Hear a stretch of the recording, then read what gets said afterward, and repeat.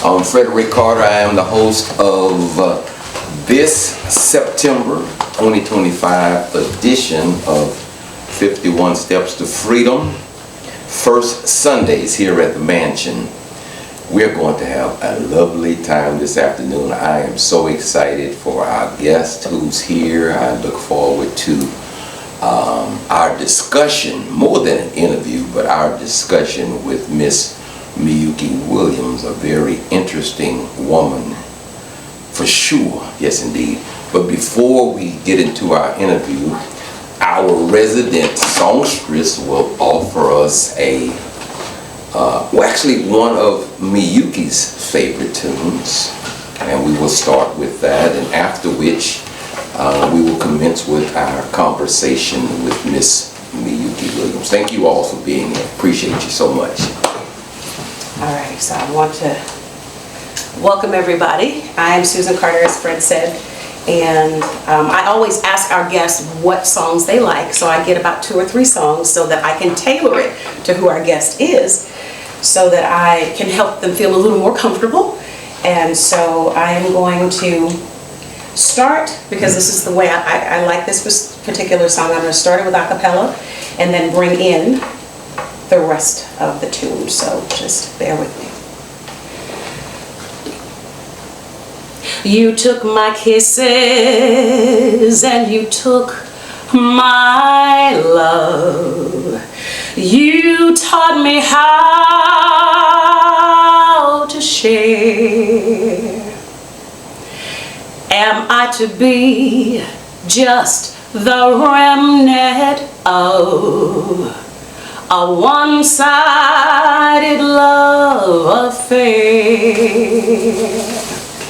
All you took, I gladly gave. There's nothing left for me to say.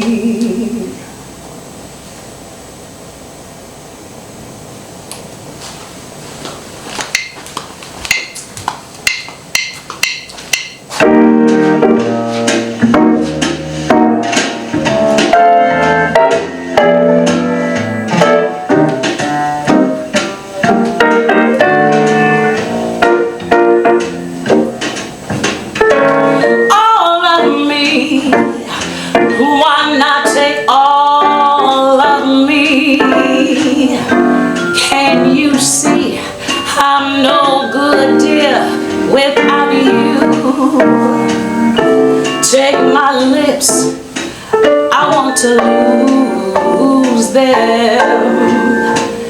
Take my heart, I don't know what to do with it. Your goodbye left me dear with eyes that cry. How can I go on, dear, without you?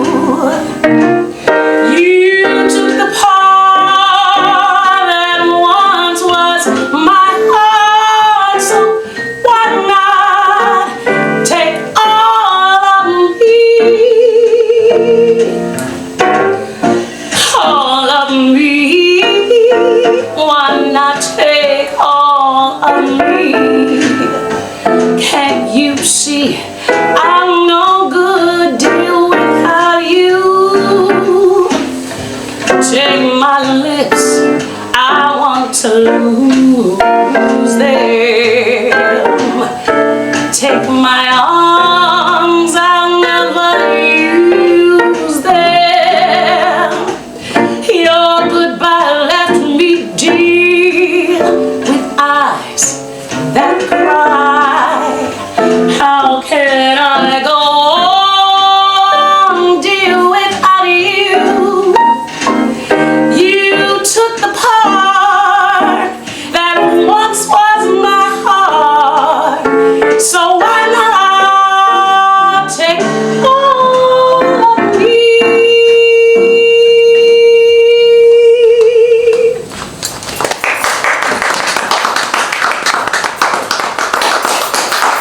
Thank you, thank you, thank you.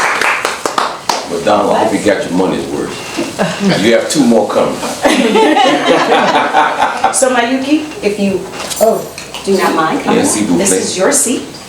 As I said, our guest of honor this afternoon is Miss Myuki Williams. We're blessed to have her. Indeed, this is going to be difficult for me because there's so many things that we do have in common, and I have so many questions to ask Myuki because actually, as per her abbreviated bio, and I say abbreviated because I know there's so much more to it than what she sent me, but a very important part, and she did do that appropriately. What brought her to WPSW was working with Bama and Jerry Washington in 1982. And I would dare say, well, I know for a fact, the first show at WPSW that I heard was the Bama. That was my second year at Howard University.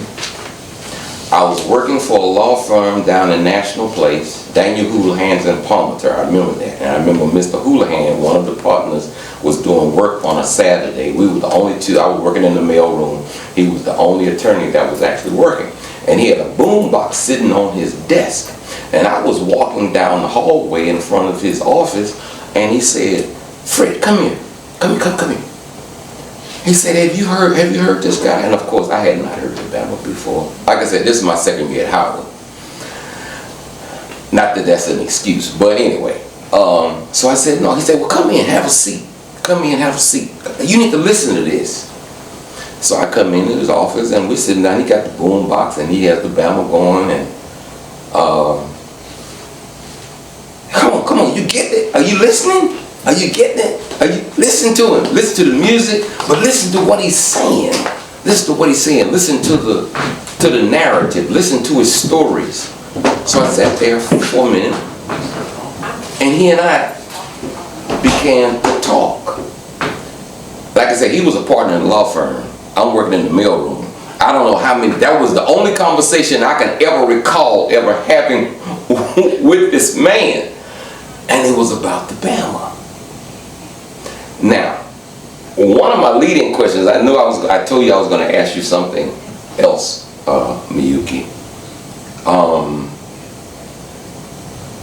But having worked with the Bama, now, my first question is, like probably a lot of other people, we literally thought that you were one of his daughters. Am I right about it? I'm sure you've probably gotten that more than 100 times, and I did, so I couldn't differentiate who's the daughter, who's not the daughter, and maybe that was by design or whatever. But in terms of, number one, how did you get to the Bama? How did you get in radio? How did you get to the Bama? How did that happen? How did that happen? It was very fortuitous for me in that I had no aspirations about being on the radio, having a show or anything. I had no notion of what that was like. But I was very lucky, like yourself. I would listen to Wash, and he loved the radio. He loved the mic, he loved the music, he loved the listeners. And one day, it was a Tuesday evening, he was sitting, normally he was in on a Saturday or Sunday, but on this particular day, he was on a Tuesday. He was, and I blame him for my terrible engineering since he trained me. But what he did, that's back when we all used albums. So he started albums, and he starts, got a song. And apparently someone called and complained about the fact that he was a terrible engineer. And he said, because he was, he's very forthright and very in the moment, he got on there and he said, well, if you think you do this better than me, someone just complained about the way I started the song, you can do this better than me, come on and I'll train you, maybe you can have your own show. And again, I had no idea that I wanted to get into radio or do anything with it or anything. I liked music. I had boyfriends who were musicians, but it wasn't anything that I had any aspiration for. But I called him. I was on my way to dance class. I got to a payphone booth because I didn't have a phone in my car or anything. And I put in my quarter, and then I called the radio station, and I said, Mr. Washington, are you serious about, training someone to be on the radio? He said, yeah, sure, come on. He said, Saturday's too busy, because he had 2 shows at the time. Saturday he did the blues, and on Sunday he did jazz called The Other Side. So Saturday was the Bama Hour, and Sundays was The Other Side. So I went in there on a Sunday afternoon, and he was there with his real daughter, his blood daughter, Lucille, and this woman named Yvonne. And for the 2 of us, it was love at first sight, because he was military, he was married to a Japanese woman, and his daughter and I were both brown, and the same kind of hair. I mean, we looked like we could be sisters and stuff. And I yes sir and no sir him to death, because my mother's Japanese and my father was military. So, yes sir, no sir, Mr. Washington, which again, I was a young person, but that was sort of out of favor in the 1980s. Like most of us didn't do that. So that's how we connected. And then musically, we connected. Nina Simone, Hartman, and Coltrane. There were certain things that he and I just were like simpatico on. And so for a couple of years, his daughter Yvonne and I would be there in the station, either Saturday or Sunday, depending on my schedule was like, and we would be playing the music while he would be talking to Jack Kent Cooke, Lee Atwater, Colin Powell, Marion Barry, Petey Green, whomever. People would drop by. We were located 7th and 8th Street, and he would be talking to everybody, anyone who come, and people would come by. I mean, back then, our pledge was like $30 a person. Colin Powell would come in and write a check for $1,000. Yeah, a check for one thing. We couldn't believe it, but he's also Colin Powell, and he gave us a check for $1,000 and things like that. Same with Jack Kent. Lee Atwater had a restaurant in Arlington, Virginia called a chain, Red Hot and Blue, barbecue place. Yep. We had carte blanche to go there and eat till ourselves were sick. It was a terrible, terrible gift. But he appealed to both sides. Mm-hmm. He appealed to Republicans as well as Democrats. I mean, Marion Barry was there all the time. And then I don't want to compare him to somebody, define him in terms of someone else, but I don't know if you all know Garrison Keillor. Garrison Keillor was doing public radio across the nation and everything. He was what people started calling as the Black Garrison Keillor, because Garrison Keillor and Lake Wobegon would make up these stories where women were all good looking and all that, and children. He would do the same thing, but it would be here locally based in D.C. And so he would say, Marion Barry did that new job thing, really good kids. And he would take bits of reality and intertwine them in his stories. So the woman named Denise, who everyone thinks was his girlfriend, was just a woman who he worked with, who he helped a lot, and who he helped a whole lot and things like that. Petey Green was a real person who he was really friends with, who he really, again, did political activism and grassroots in terms of changing the city. And then that stuff, Ray Charles, B.B. King, all those blues people loved him, and pulled him in. Esther Phillips would stay at his house. Unfortunately, she had I think I can say this because I think it's public. She had a drug issue, but he took care of her. He helped her. You come, you stay here, you're safe, you're fine, you'll be taken care of. He extended. It was a modest, simple apartment, 14th and Luzon, but he would take care of a lot of people, have people. And again, B.B. King, Ray Charles, they all called him when they were in town. They wanted him to MC. They wanted him to come to the show. They wanted to do different things. So I was never involved in the deep stuff he was in, but I was always on the periphery, and he was very generous pulling me along. And so after about 2 years of listening and helping Lucille, program a show, because he'd be on the phone or he'd be talking to people live all the time. He said, it's time for you to get your own show. Because by the time, after 2 years, Lucille and I were doing the music. He wasn't doing the music at all because he was so busy doing the other stuff. And then he told them that I should start working as a substitute, which because of who he was, I started able, 2 o'clock in the morning, play Misty for me, scary people would be calling in, but it was fun. It was really, and he literally changed the trajectory of my life, because I had no idea. I was telling Susan earlier, I did theater. I love theater, and I was involved with Shakespeare and all the other stuff, but the radio stuff, I didn't even know I wanted to do it. But it was like, I could tell stories, I could connect people with different songs, and so that's how I try to do it. That's how I came to be with Wash, and I miss them all. I miss them all the time. I think I can speak. I think I can speak for those of us who ever heard the Bama, that we all miss him as well. He was an institution, but not just WASH, but WPFW, because there are so many different programmers at WPFW in the past and present who I can personally say have influenced me in radio, and I kind of stumbled into the whole industry as well. But I digress. You mentioned 8th Street, and so actually I used to go with my wife Susan, who was doing news when she was at Howard, and she was working at Yes. She did her internship at WPFW in Chinatown on 8th Street, and I used to go down with her. I told the story before, I think a couple of guests before, and I said how I would go with her over to the Martin Luther King Library and go over there with her when she would have to pull tape wire. She had to pull wire. Wow. She had to pull wire at the Martin Luther King Library to come over there and write a script and do the news. Wow. Yeah. So you were an intern there, like just a Howard intern. There was no. I was a Howard intern, and then, well, let me come in so you guys can see. I was an intern first, and Sorry. then afterwards, Go ahead. I came in on I don't know which one came first, the Pacifica side or the WPFW side, but I worked news for both sides. I think it might have been the PFW side when, oh my God, Foster. You don't know, I Okay. cannot remember his name, but his last name was Foster, and so he was the news director. So myself, along with Derek Ward, who has since passed, along with Lynn Ridley, it was the three of us. We were like the three musketeers doing news there. And then I got on board actually working for PFW doing news. And then after that, I got on the Pacifica side and was doing news there.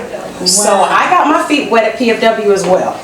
Wow, congratulations. I mean, Ira Glass, who's very famous now with NPR with This American Life.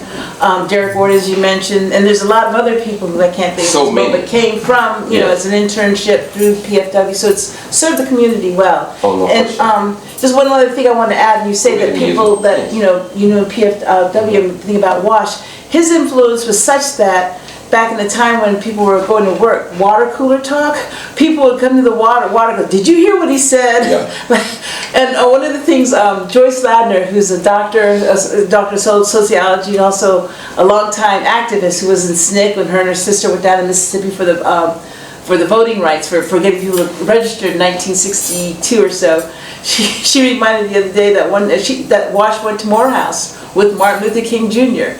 And when he said on the air, he was so brilliant, but he was just so funny. He just said, when we were at Morehouse, he never talked about having no dream. Just what he said.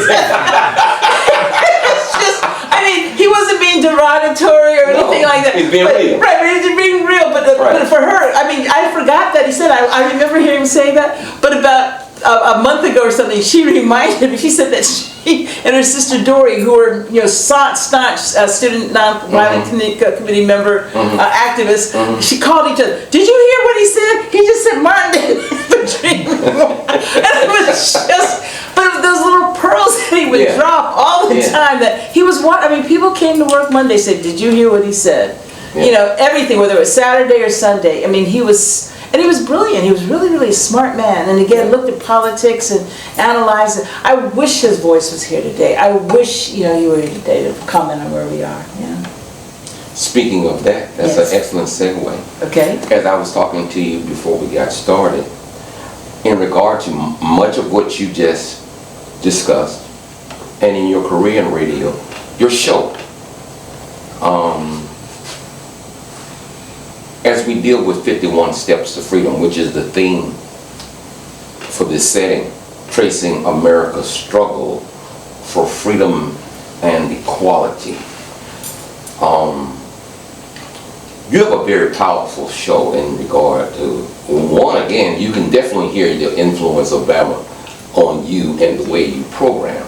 The things that you say, your positions, your passion, and the music, and how you are able to marry your music with your discussion. So you're telling a story, and me as a programmer, that's what I attempt to do, is we try to tell a story through music and how we couch it in terms of the things that we say.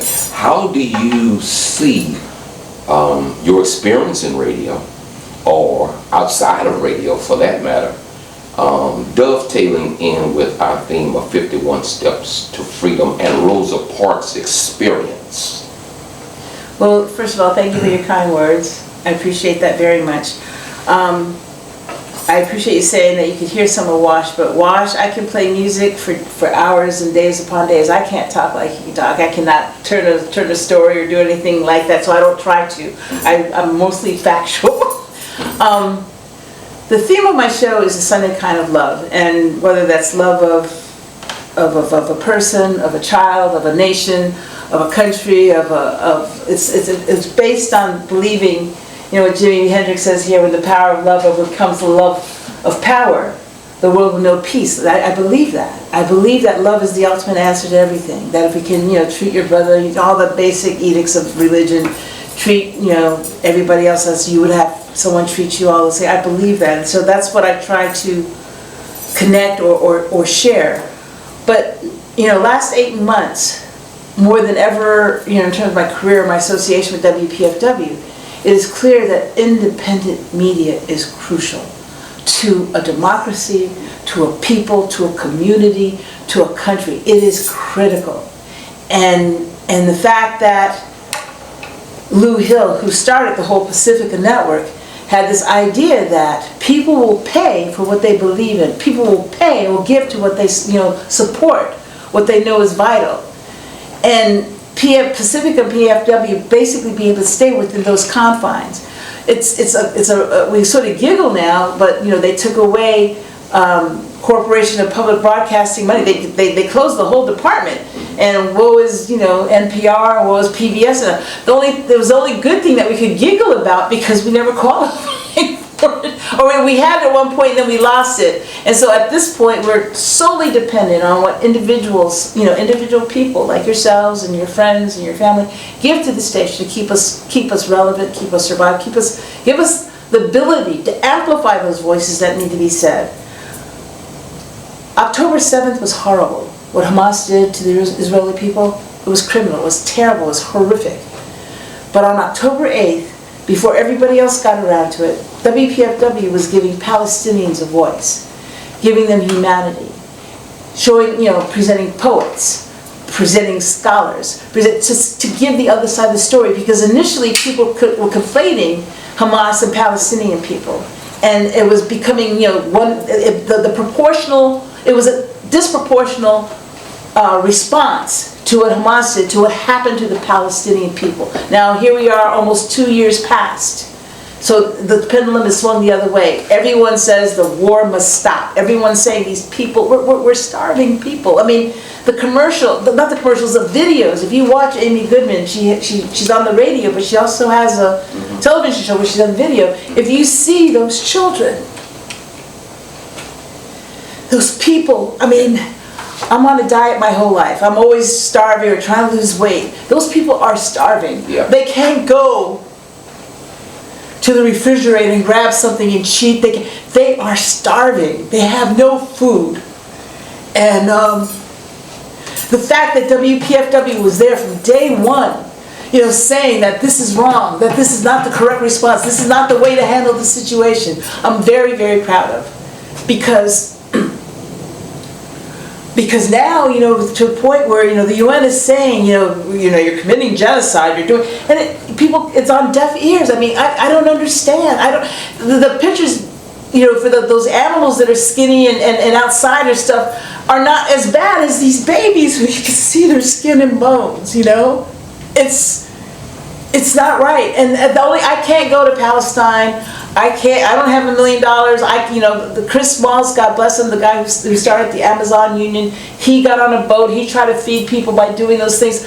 I'm not that person, but I can support the institution that is trying to inform the nation, trying to keep the community uplifted, trying to make people know that Palestinians are human too. And the fact that we have to say that in this, the whole Black Lives Matter, to say that, you know, after George Floyd, that we matter, it's an important statement, but we shouldn't have to do that anymore. This is the 21st century. We shouldn't have to say Palestinian people matter. We shouldn't have, we're human beings. We should be treating human beings like we should be treating human beings. These are fellow, oh my goodness, fellow WPFW family, Lady Murr, Dr. Pamela Brewer. Thank you all for being here. Let me say this, Myuki. And I'm trying to hold it together too. Because, and the reason why it's tough for me, Myuki called me, well actually, Ida called me. Actually, Ida sent me, Ida Campbell does a blues show on Friday. And she wasn't going to be in, and from time to time I sit in and host a show when she's not able to come in. But she sent me a message like 1 o'clock in the morning. And I looked at it, I said, come on, Ida.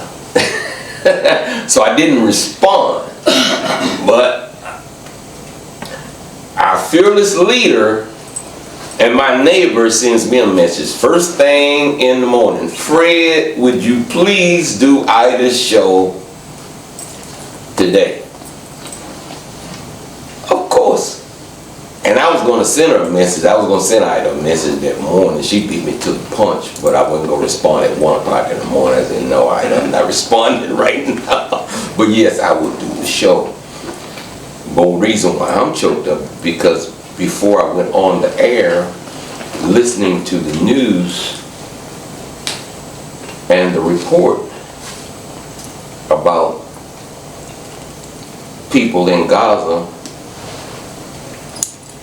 bathing with toothpaste and washing their clothes with sand, and I'm getting ready to play a blues show, and it just puts things in perspective. To play a blues show, which of course evolved from a lot of pain and hurt in this place, but it kind of keeps you focused, and that's what PFW does for me.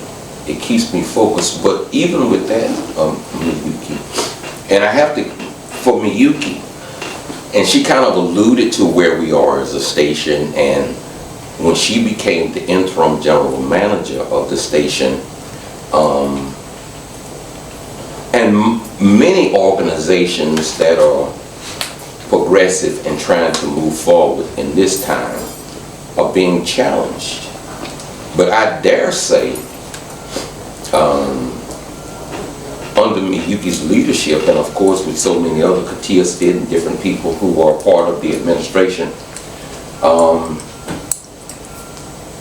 thank God we've been doing fairly well, and probably better than a lot of people have expected for us to do, doing fundraising drives and whatnot. And that speaks to what you were just saying, that the gentleman said that the people will support it.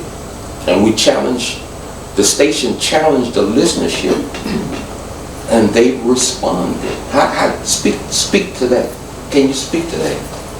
Well, first of all, Fred is a volunteer. Lady Murr is a volunteer. Dr. Brewer was a volunteer. The people who work at WPFW is fueled by the energy of these talented, passionate, creative people, individuals who believe in the mission of WPFW. It's ultimately, if you go right back specifically, it's about peace. And us getting together, us living together, us working together, us making a better world one broadcast at a time. Fred, he got the call at 1 o'clock, he didn't call, I don't want to, but Fred, if it is snowing, if there is an emergency, if whatever, Fred is there by the ready. He's there to help, and he's prepared to do his part to keep WPFW afloat. Same with Lady Murr, same with Dr. Brewer, for years on, Monday through Friday, helping people with mental health. The people responded because ultimately I believe most people are good, and most people want a better world. Most people want justice and peace. Sometimes it's easier to become apathetic or think that's for over there and that's not here. as opposed to understanding that, you know, that whole thing that Paul Rhodes said, if one person isn't free, we're none of us are free. It's hard to remember that all the time, but that's a matter of fact. And so WPFW reminding people, okay, this is the volunteers are doing their part. Not only they're providing information, education, music to soothe the soul and put a salve on our spirits for all these different times. Teach you how to become an activist. Teach you how to organize. We're doing all this. Your part has to be that you support it. Everyone can't go to every protest. Everyone cannot stop their lives, stop, you know, forget their children, don't pick them up at soccer practice or whatever. But you can give $30 a month, $100 a month, $10 maybe, whatever it is that you can do. Collectively, we do that, and it makes a difference.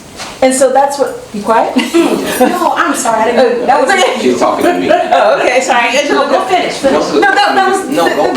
Okay. Well, that's basically. I mean, it's a combination of this extraordinary pool of talent that come together, you know, for free. I can't emphasize how free. When I still worked my day job, I come in and, you know, I knew the person before me and after me, so it was very limited because, you know, I knew Tom Cole because he came before me, and I knew Donnie or John Zibrick, whoever came after me. That was sort of limited. Then you have to have meetings, and then you have to talk to each other. Now you get an abundance of emails from the interim general manager trying to be transparent and trying to keep everyone together. But it's not easy. It's for a free volunteer job where you have to pay for your own gas, your own parking, your own, you know, there's no support for the public affairs people. Floor me because they've got Chris Smalls on air. They've got I can't think of it, different people, but they get high caliber people with scholarship, people with knowledge, people with experience, conveying these stories or keeping us informed for free. Yeah. I mean, they're able to hustle and get that. So that's really amazing. And then the music, again, Fred's got a great library. I can't even invite you all to my house because it's a mess. Because the CDs are everywhere. You touched a sore spot. Oh, so you've seen the music that we. Okay, but I'm just saying, I know that. I'm sure they have a library. Mine is my house, and that, you know, because we try to listen. What piece of music can we bring? Can we share? Yeah. That will make you say, aha, or that will, again, in that moment, give you maybe a moment of peace or hope.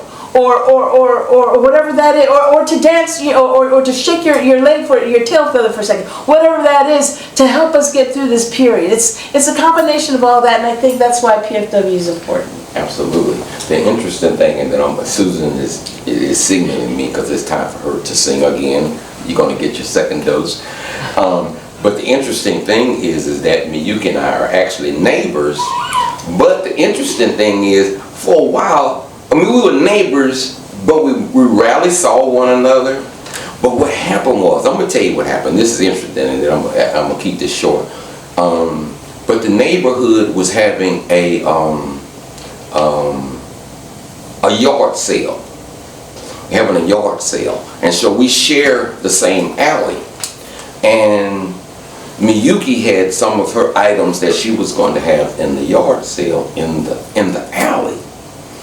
And I loved pretty much everything she had out there, but there was something in particular. As a matter of fact, I had told Mer that I was going to play the piece on one of her shows one time, and we never got around to it. But it's an album, and Susan can attest to this, that's in my studio, which is full of music, and that was the soundtrack from Breakfast at Tiffany's. I remember that. You remember that? I remember it. And I picked it up. We were at the rummage sale. Well, not the rummage sale, but we were in the yard sale. And we out in the alley. And I said, oh, Myuki. I said, this is one of my favorite movies. And she said, really? Fred, here, take it. I said, really? No. No, take it. I haven't played it. And that's the album. It's the LP. Now, this is original. I mean, it still has the original rapper and everything on the album. And I have a lot of music, but that is definitely a valued piece. And that really kind of solidified our friendship, not relationship, our friendship. And I think that brought us closer, not just as neighbors, but as friends. She knows she can call me at any time to do anything if she needs some help. If I'm not coming, my son Pierre or somebody gonna come over there and help her get something done. And that's the beauty of WPFW from my perspective. Without further ado, Susan Carter. Myuki, I know that you asked for certain songs, and I was trying to figure out which one to sing between the last two. And I think based on the conversation, the most appropriate one is what you're about to hear. And I hope that you guys enjoy this. I am going to take a seat. Here we go.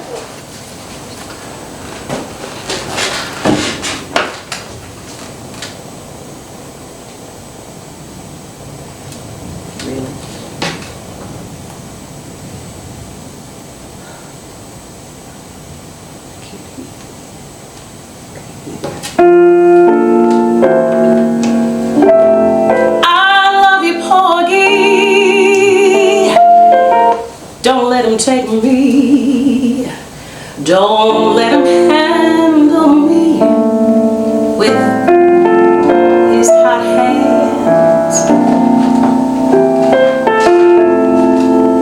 I'm gonna catch up.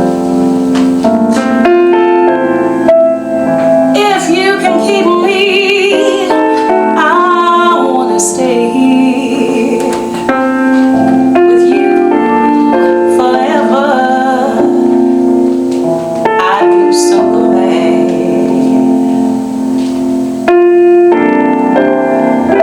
I love you, Porgy. Please don't let him take me. Don't let him handle me with his hot hands. If you can keep me, stay here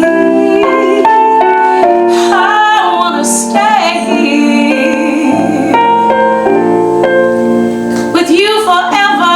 I've got my man. Someday he's gonna come to me, and he's gonna handle me, and it's gonna be so.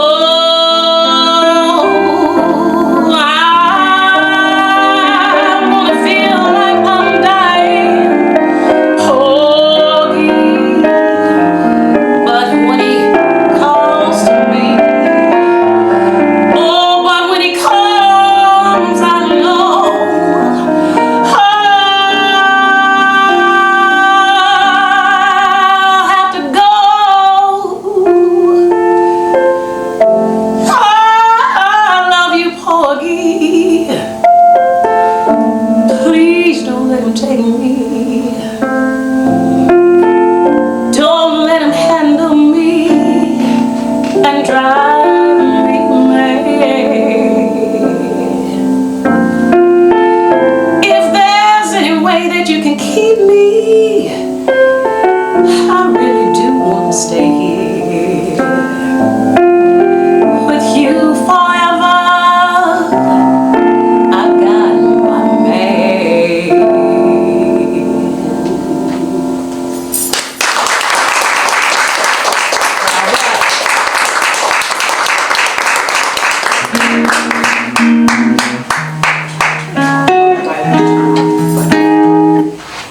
That was really, really lovely. Thank you so much. I was trying to debate that with my one and only lover based on what you were talking about and just how people are having some challenging times, and you know the history of the song of where Porgy and Bess from the Gershwins, where they're talking about, of course, Bess having to leave Porgy. And so, you know, it's appropriate as you guys are talking about how things are lost now. And so this was just really about the love between these two people, and she didn't want to leave, but she had to, because she pretty much was payment for some bad dealings that had taken place with, you know, someone who was like, you're mine. And it goes to the thing about people being property and people just not really caring as much about one another as they should. But that was a love story, but it touch the hearts of people who, obviously all of us, I'm sure, have been in love at some point, but just the whole sentiment of having to leave somebody that you love.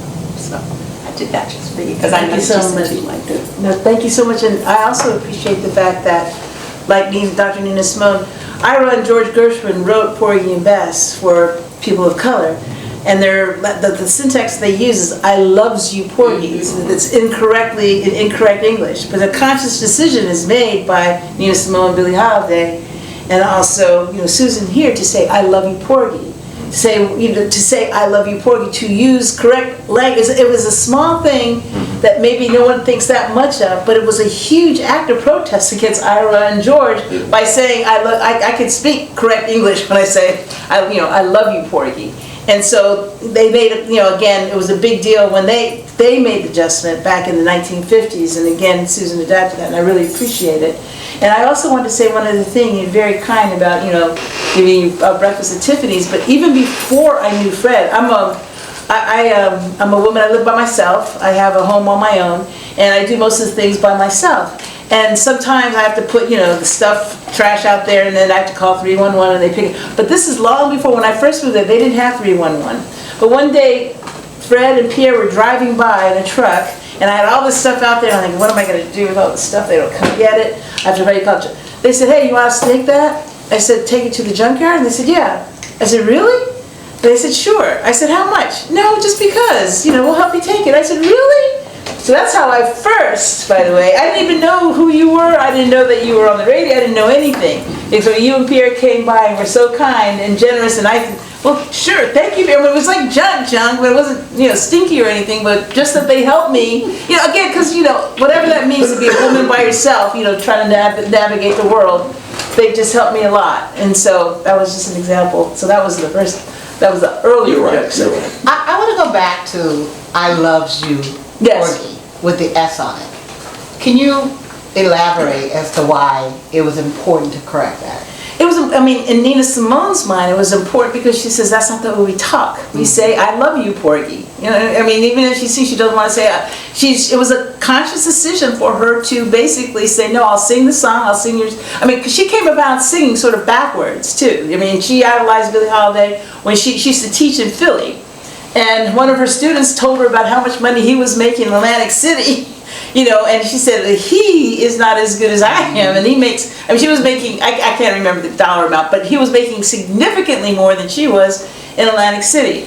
So she had all these songs in her repertoire that she knew, and she sings. She went to this Midwest Bar and Grill, I can't remember the second, it'll come to me 2 days from now, but she went to this place in Atlantic City and she started singing. So it's a small, everybody who sang the song up to that point sang the song, I loves you, Porgy. Please don't leave. And then she corrected that. It was a small act of defiance to say, no, I'm not going to say it in whatever Pig Latin or whatever distorted language you think we talk in. I'm going to say it correctly, because I would say, I love you, Porgy. So now, I can't even remember the latest revival of Porgy and Bess, but are they saying, I loves you? I don't know. That's what would be interesting. I don't know. And does it matter, like African American people sing it, I assume most of them are going to be African American, would correct it, but... Yeah, I don't know. That'd be something interesting to research. But I think because they have a current production. I think it has something to also do with the times, because then, we were, as black people, looked at as, you don't know many things, that you couldn't conceivably know what's grammatically correct. And so that was really what the protest was about, because she's like, that's not the way I learned to speak English. I have proper subject-verb agreement, and so that was why it was important then. But in terms of what you're saying, I think it would be appropriate for them to put the S on there and explain it to me, because that is a part of our history and we're in a different place. And to let people know, yes, we know the difference, but we want to pay homage to the individuals that were dealing with this at that time, and this is how they would speak. And I think it also had something to do with the fact that it was a white person that was doing it. But see, when I think about the song, I only hear the I loves you. I didn't notice that she had not put it in there. And I think it's interesting you think that now is a better time to introduce it than then. And I would argue with Nina Simone or whoever else that there were black people who spoke like that, or people in general. But she did not. She did not. She went to that mid. Oh, go ahead. I'm sorry. No. So to me, and I didn't even apologize. It's just the idea that, oh, I don't speak like that, so therefore I'm going to change it, which is fine. But I believe, and I don't know, I wasn't around, but I believe that there were people who spoke like that. And to me, to put the S on it, almost overemphasized the love because the person might have not have been educated. I think it's a very interesting subject. I agree with you, but you also have to think about who Nina Simone is. She went to that bar and grill dressed in a gown. She didn't like it. She couldn't tolerate people talking, drinking, all that kind of stuff. She demanded that we lifted up ourselves up and be. And so, I agree. And so every choice she made, how she dressed, how she let her hair be natural, how she had braids before Bo Derek, all those choices as a woman representing African American people on this platform back in 1958. Right. It was very, very important. And that's not important now, but her choices were very specific. I don't want to lose. I'm from Memphis originally. My family's from Mississippi. And there are just certain things you hear when you talk to people, and they come up, and I don't want to belabor this. I just think it's very interesting. If you want to finish, that's fine. We can talk afterwards. Let me say this. Let me interject this. One, Susan interjected, and it was appropriate, the time. Also, you need to take into consideration who Nina Simone was. Yes. Nina Simone was from North Carolina, but she was classically trained. Yeah. I don't negate any of that. I'm just saying. I'm not even. It's not even a back and forth. I'm just giving just a little bit more backstory, and if you understand who Nina Simone is, it's not surprising that Nina Simone would make such a stand out of something that to some people may seem very small, but to her, it was huge. Because she was making a statement based on one, like I said, she's from North Carolina. Her own experiences. And, like I said, and she was a classically trained pianist. So, yeah, so that fit right in with her saying, well, yeah, and she understood that she had probably people that in her family, yes, they said loves too. But we don't all. The problem because, and I'm not going to belabor this either, the challenge, not problem, the challenge becomes is that, especially particularly as Susan alluded to in that time, that because certain people said certain things that everybody gets lumped under the same rubric. Now that as if nobody else knows how to speak. Right. That's how we and so she was speaking for those who know better. Oh well, know better. That's not what I'm going to say. But those who don't speak that way. Yes. And so there is, and I don't know that one's any better than the other, but I think that both need to have a voice. But for some reason, no other people in America have to deal with that demographic, that back node, except us. Or that dynamic. We have to defend being educated or not educated, and one being less than the other. And I don't think that one's any less than the other. I'm from Texas. Yeah. It's not a matter of being less than, but particularly at that particular time when people were trying to come up, that it was all, people became defensive of people trying to keep people in a particular place. And she's saying that no, we're not relegated to that. I don't advocate like blackface or anything like that. Like, oh, this is what we used to do. No, that's not. I'm just saying that somewhere in that language. I get you. Is our history too. No, I agree. And I will say this, that is the beauty of PFW, because it allows the programmers, because there may be a programmer who will play a version that has loves versus love. And that's also what I like about the freedom of both of you being at PFW, and I think that that's why a lot of people listen, because you will be able to get that variation.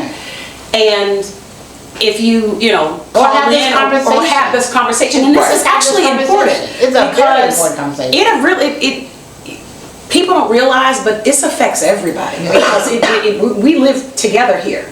So I just wanted to say that I chose that version because I know that you like the Nina Simone version, so I wanted to be true to what you wanted, because will sing it however someone wants it, but I do think that you have a valid point. You consciously chose that. I consciously chose not to use the S, but I know that it does exist.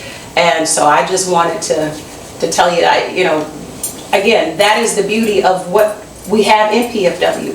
and people like it. They like the variation. They like that there's you doing what you do with the Zydeco, because you got pushback with that.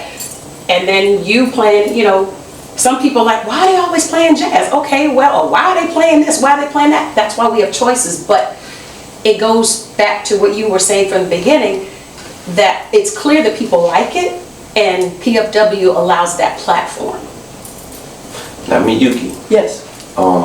one of the messages you sent to me is that you said that you had questions. You sent me a message saying, well, can I ask questions? Oh, you don't remember that? I don't. I was trying to get ready when she sent me the message. I said, now what is Myuki going to ask me? What can I be prepared for? She said, can I ask questions? I said, well, sure, you can ask questions too. But if you don't remember, that's okay. But going forward, Myuki, I think one of the blessings that we have with you as the interim general manager at WPFW, is that I'm sure that you have a vision. And your vision, again, as it relates to, because I just think that the theme here surely speaks to the thrust of WPFW, 51 steps to freedom, whether it's 51 steps or 112. But I think that the whole aura of WPFW in the music and the programmers and the public affairs is tracing America's struggle and preparing to move forward. What do you see? What do you see in this environment that we're in, and knowing that nothing lasts forever? So how are we going to be prepared to go beyond where we are now? From your perspective in the media and as the interim general manager, what do you see? What do you envision? Well, to be real honest with you, I'm not capable of envisioning much past, 3 months, 6 months. The station, like all radio, is in a tenuous situation in that radio listenership is down significantly. There's just too many other choices. There's Sirius, there's Pandora, there's Apple, there's Spotify. Last year, the year before, GE or Ford, I can't remember which one, was debating whether or not to even have radios in your car. And so part of the challenge that I've been involved with right now is just getting WPFW to a steady state where we're okay. I'm trying to find other means of raising funds other than on-air drives.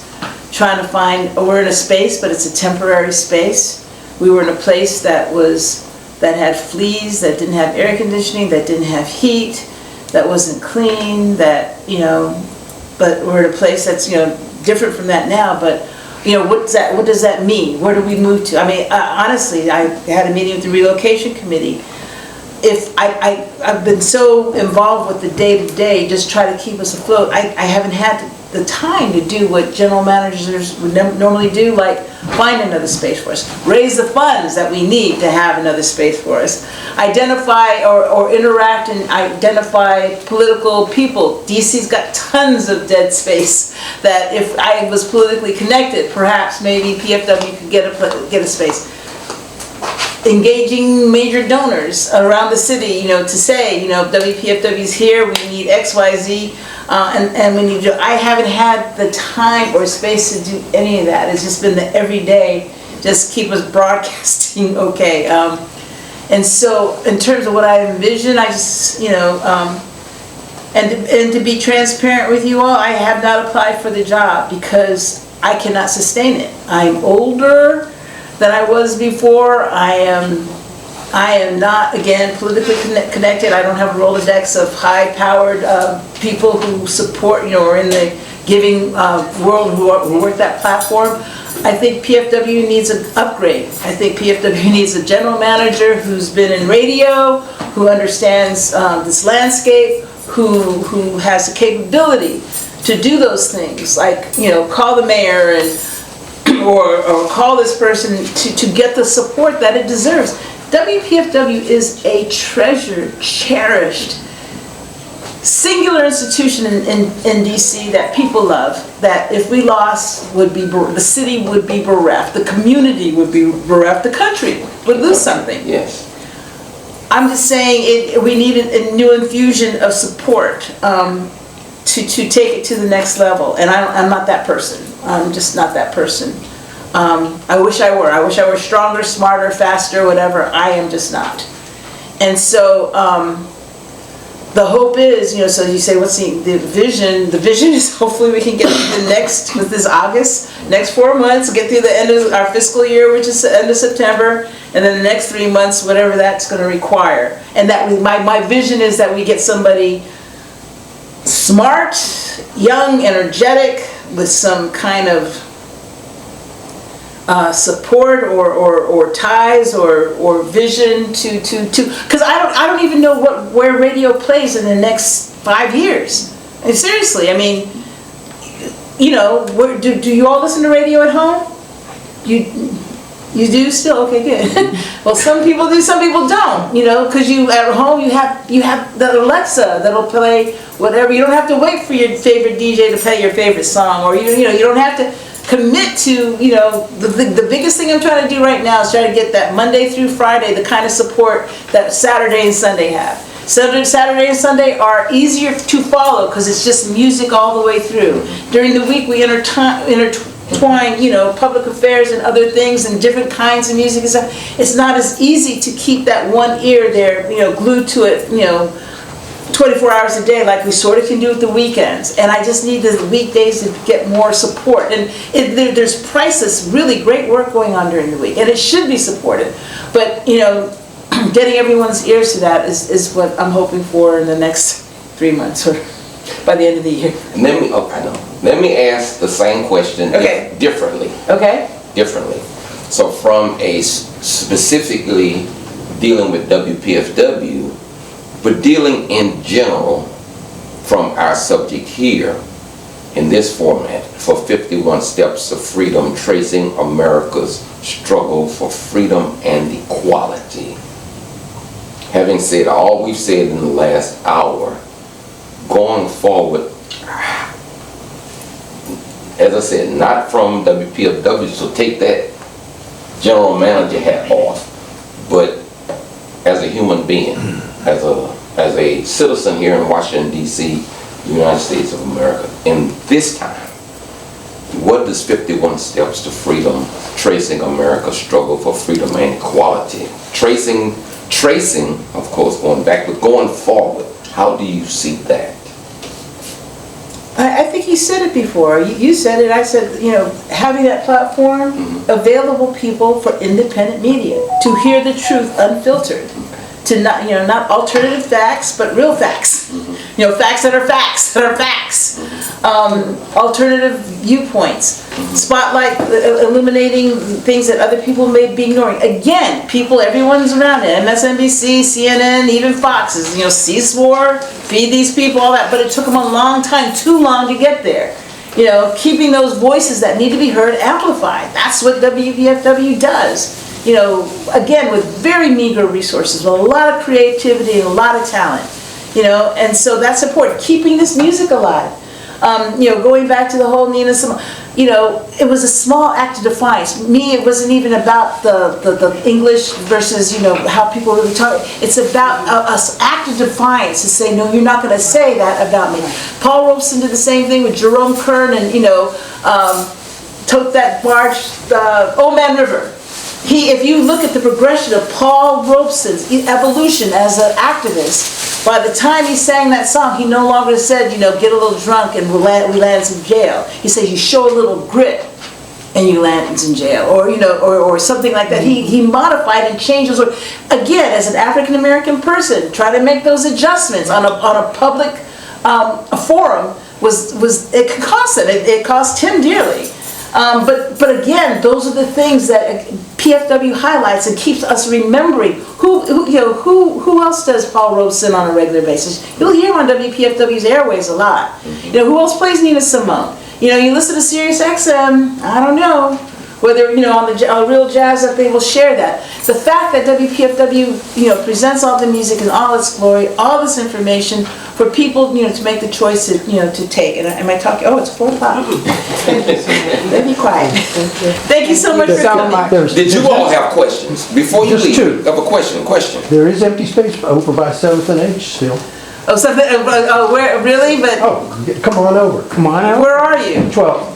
12th and you? 12th and H. 12th and H? Yeah. We could have had, that building, that bank and that, that was our 7, huh? Yeah, I know exactly where you were yet. There's lots of empty spots. Yeah, right now the cash, so, but I'll look, I'm looking everywhere, so. You gotta go home sometime, right? Thank you very much you. for coming. You Thank you said all 2 so much. questions. You said 2 questions. I'm good. Okay. Thank you so much. Thank you all so much. Thank you all for being thank here. you. Did I talk too much? Too much? No. Okay. Too much? No. As an interviewer, you know that too much is never a problem. okay. It's not enough talking, which becomes a problem. But hey, can everybody agree with me that this has been absolutely fantastic? Thank you. And also, Susan, thank you very much for asking. Thank you all for coming. Thank you, Mia. So, Thank you. That was wonderful. as we close, we have one last offering. Okay. And my son, who assists us, he wanted me to remind you guys, and he's one of the younger generation, that when you listen to those devices like Google and what's the other thing we were talking about? Siri and all, it's personality-less. Right. And that's what terrestrial radio brings. Or if you're listening to somebody's personal podcast, but if you're just listening to a device that say, okay, hey, so-and-so, hey Google, hey Siri, hey whatever, play this, there's absolutely no human element behind that, and that's why I think that people are drawn to PFW, because you're actually listening to real people. You're actually listening to somebody who plays records. He plays LPs, and there's been a big discussion about the crackling that you hear from an LP versus now that it's digitized. It's like, okay, but it doesn't even sound real. It doesn't sound authentic to a lot of people. So, and the blessing that we have, and I'm gonna let you go, the blessing that we have at WPFW, there's so many programmers there who don't just play music, but they know the genre that they are programming. Just like you were referencing the Bama and Ray Charles and all of these people who he knew personally, there's so many programs at WPFW that have these similar relationships with artists in their particular genre, and that's one of the things also that sets WPFW apart from listening to Sirius. I shouldn't say that. Y'all can take that out. you know what you're saying, it's kind of hard to go. But that's the blessing of being at WPFW, and I dare say that people at these other radio stations are probably listening to programs at WPFW and getting an education because they don't know. We've got the only radio station that's got an NEA Jazz Master on Absolutely. Willa roster. Jenkins. We had the man, he told the story the first time Moog came in with a Moog synthesizer to one of his rehearsals or so. I mean, the depth and breadth of the knowledge is very unique. It's endless. It's endless. Thank you, Myuki. Thank you very much, Cowboy Fred.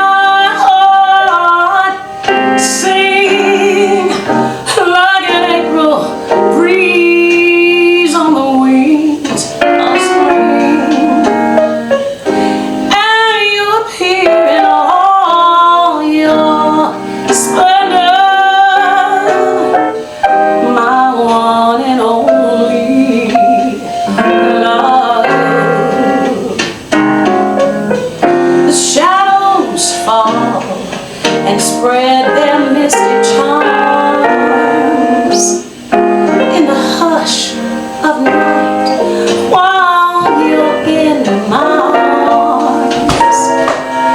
I feel your lips so warm and tender, my one and only love. The touch of your hand is like heaven, a heaven that I've never known. The blush on your cheek whenever I speak tells me that you are my own. You fill my eager heart with such desire. Every kiss you give sets my soul on fire. I give myself in sweet surrender. My one and only love. My one and only love. Yeah. I hope you enjoyed it. So I am a closet singer. I don't know why I can't get this right. I'm so sorry. You're doing great. It's fine. Thank you so Okay, much. Well, thank you everyone for coming out. I've had an absolutely incredible Sunday afternoon, and thank you again, Myuki Williams. Thank you. Thank you. It was wonderful. I'm glad we had this.